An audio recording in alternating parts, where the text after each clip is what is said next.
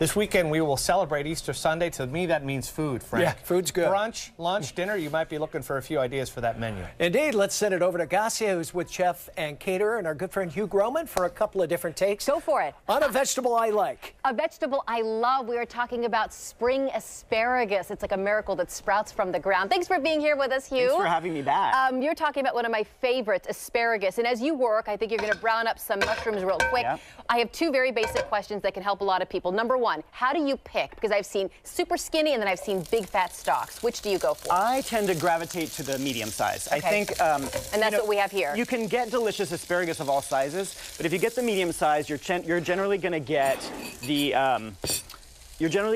ones that are tender but not, not woody. Right. And they're just like, I don't know, for some reason the medium is just a good go-to. Right, because the super skinny ones, I overcook those in an instant.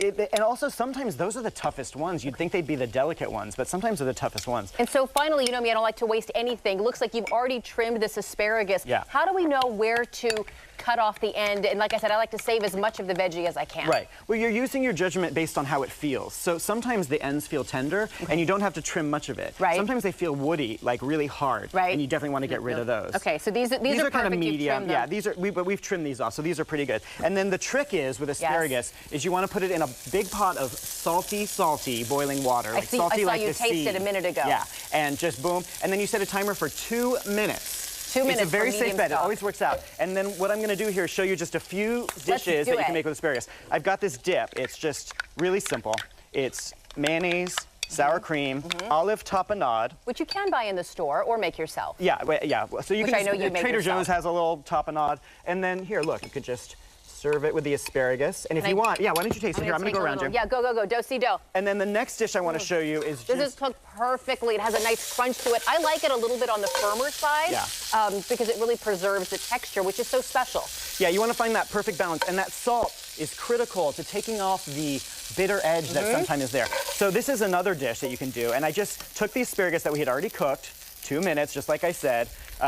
Once it's done cooking, you can turn off, throw it into a bowl of ice water. To stop the cooking process. Yeah, so what it is just like, you could do this as a first course for brunch. And these are oyster mushrooms. I'm cooking some right now, but these are already cooked. Got it. Was this butter or olive oil? What was your oil there?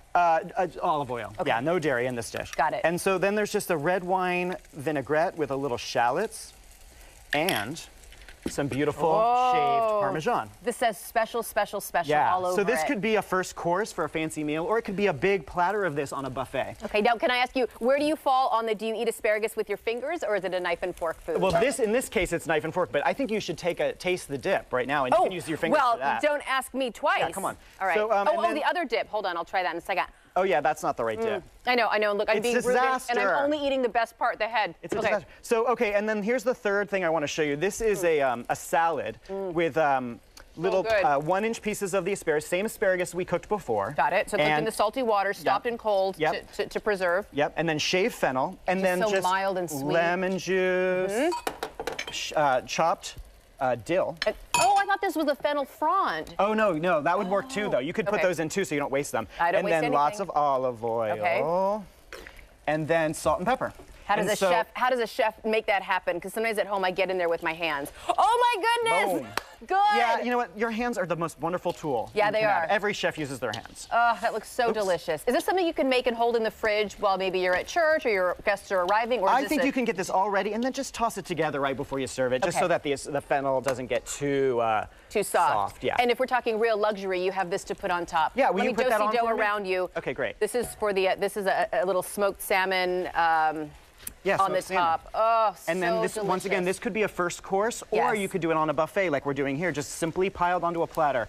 It's so colorful and beautiful just as it is. And like I said, it says special. This isn't just, potatoes and broccoli. This is stuff maybe people don't eat every day. Yeah, it's elegant. Asparagus is elegant. Luxurious. So it's in season, end of February all the way up until June sometime. See, if you smell this, it's just got that perfect asparagus flavor. I love it. Doesn't smell so overcooked. Much. I see it in all the markets now. I have to say, when it's in full swing, asparagus can be very affordable. I know a lot of people think it's kind of a luxury item, but it's not always the case. Your best tip real quick for the Sunday people who are going to be hosting big families and they're not expert entertainers and caterers, what do you say to us home cooks? Keep it simple. Okay. Focus on quality. Okay. And I would do what I call a bossy potluck. Ooh, let's hear which it. means you assign people what to bring. If someone's a good cook, they can do the more complicated things. Right. If someone's really bad, Right. they can bring wine. Yes. Or maybe, you know, your favorite I knew chocolates. I liked it. I hate those random little potlucks bossy. that turn into Yeah, like no. mishmash of who knows what. Wow, I like it. That's what gives potlucks a bad name. I agree. Bossy potluck. I like it, a bossy potluck at the Michaelian household. I know that you're big on Instagram, Hugh Groman Group on Instagram altogether. Please, yeah, Beautiful check it out. food pictures, great ideas. If you want recipes, we have that too. We'll pop that up on KTVU.com. Hugh Groman, thank you for joining us. Thank you so Just much. ahead of Easter, I'm going to take all this asparagus and eat them for my lunch. Okay. We will be Let's eat right it. back. This is so beautiful. Got a fork. I do, and Dig in. I will dig. I'll take another beautiful Dig in. food. Yum, oh my gosh.